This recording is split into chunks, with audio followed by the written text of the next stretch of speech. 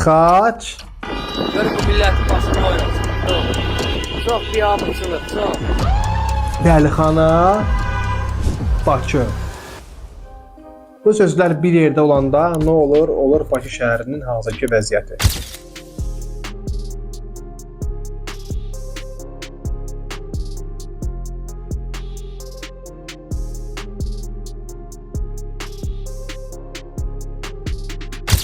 Və bir tərəfdən də gəl özümüzü də qınayaq ki, görürsünüz ki, probkadır, tıxacdır, maşınların hərəkəti çətinləşib, ictimai nəqliyyata bir yol açaq.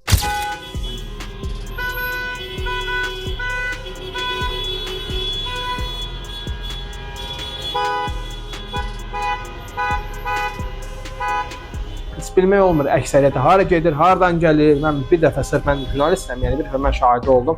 Sırf bir neçə maşın seçdim gün ərzində, arxalarda düşdüm. Yəni inan səmiyyətimə bir maşın var idi. Xırdalanın Əhmədliyə kimi fırlandı.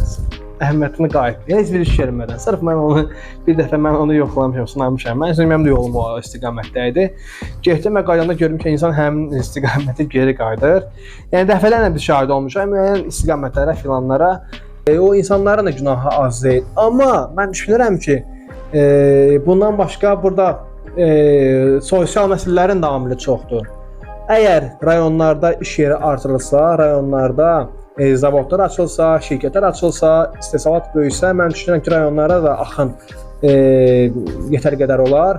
Çünki belə götürək də, rayondan gələn gəlir Bakıya iş axtarır, 600 manata maaş tapır, 600 manatlıq bir iş tapır, yəni aylıq məvacib və onun 400 artıq 50 manatını verir kirayəyə. Mən düşünmürəm ki, burada hansı inkişafdan, hansısa bir maddi xeyirdən söhbət gedə bilər. Açığı bilmirəm onu mən. Və yenə qayıdıram o tıxaclara. Tıxacların çox olması təbii ki, Bakıya insan axınının çox olmasından irəli gəlir. Kənd tamamilə tərk edilib.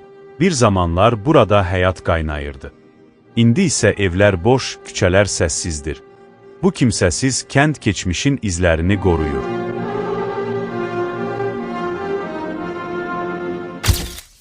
Problemlər çoxdur və problemin bir nöqtəsi olsa da, amma nöqtənin də öz əhatə radiusu var. Dediyim kimi onlardan biri işsizlikdir. Adəti qurumların, belə deyim də, dar çərçivədə çalışmasıdır. Mən onlardan biri turizm agentligini deyə bilərəm.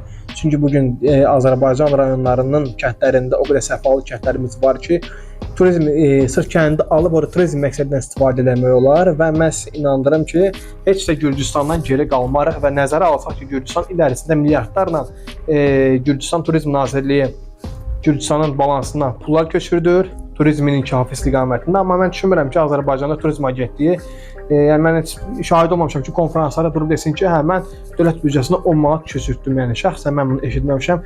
Siz eşitmirsinizsə nə gözəl, amma mən bunun illərdir şahidi olmamışam.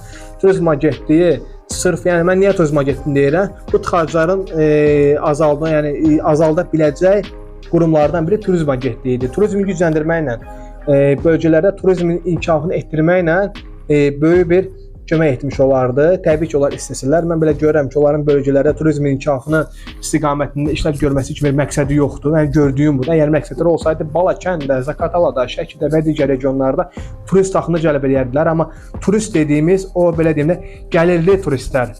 Skandinaviyadan, Avropadan, Avropanın mərkəzindən, Şərqi Avropa, Qərbi Avropa. Yəni biz bunları görmürük. Biz şəxsən mən bu illəri Hindistanlıları gördüm, Pakistanlıları gördüm və biraz da ərəbləri gördüm və nəzərinizə çatdırım ki, Hindistan olan yerə digər turistlər gəlmir. Çünki Hindistanlılar həm turizm bazarını öldürən bir millətdilər, həm də ki, Hindistanlılar belə deyim də öz natəmizliğini seçilirlər. İçəri şəhərdəki məsələləri yəqin ki, bildiniz.